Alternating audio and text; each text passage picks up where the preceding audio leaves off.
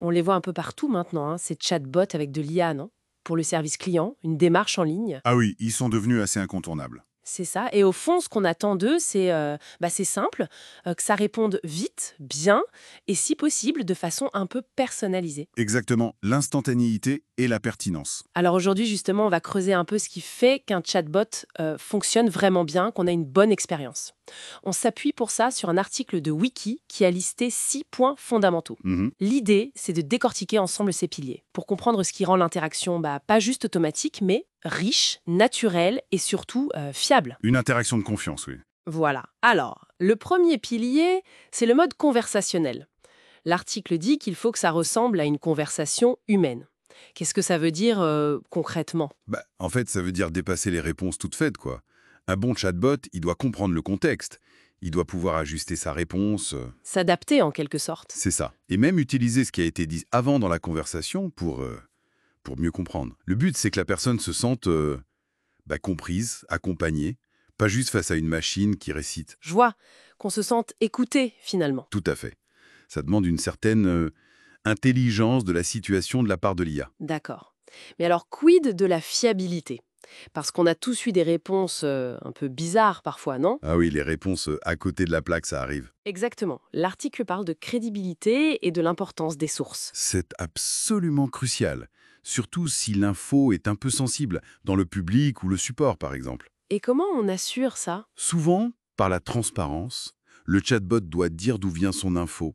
Par exemple, avec des petits numéros, comme des notes de bas de page qui renvoient au document qu'il a utilisé. Ah oui, d'accord. Ça permet à l'utilisateur de vérifier. Ça renforce la confiance et surtout, ça aide à lutter contre les fameuses hallucinations de l'IA. Les hallucinations, c'est quand l'IA invente, c'est ça? C'est ça, quand elle brode, comme vous disiez, des infos qui ne sont pas dans ses données sources. Citer ces sources est un garde-fou important. D'accord, c'est plus clair. Troisième point mentionné, l'historique de conversation. Pourquoi c'est si important que le chatbot ait une mémoire? C'est la clé pour la fluidité, en fait.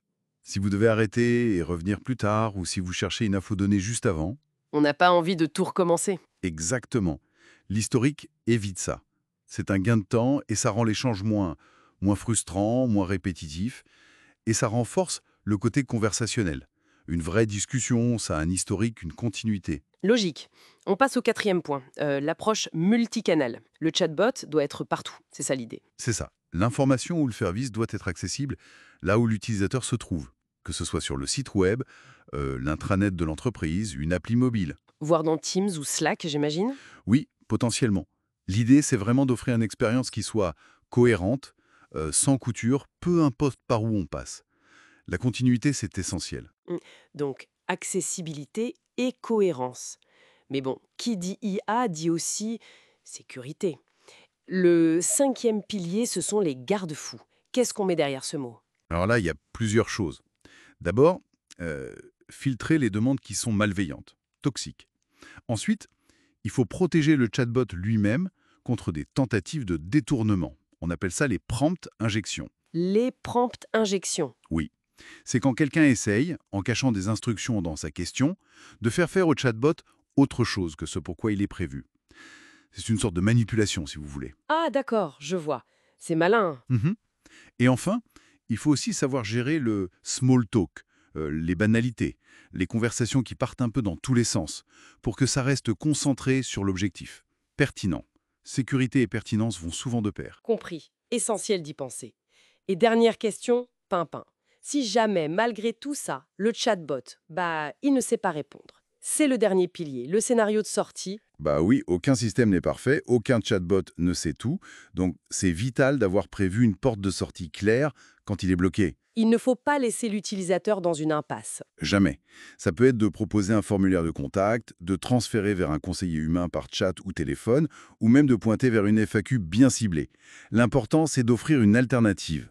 Toujours une solution. Finalement, vous voyez, ces 6 piliers, ils montrent bien que la qualité d'un chatbot, ça ne dépend pas que de la puissance de l'IA derrière. Non, c'est plus large. C'est une combinaison, technologie, oui, mais aussi design de l'expérience utilisateur, stratégie de contenu et tous ces mécanismes de confiance et de sécurité.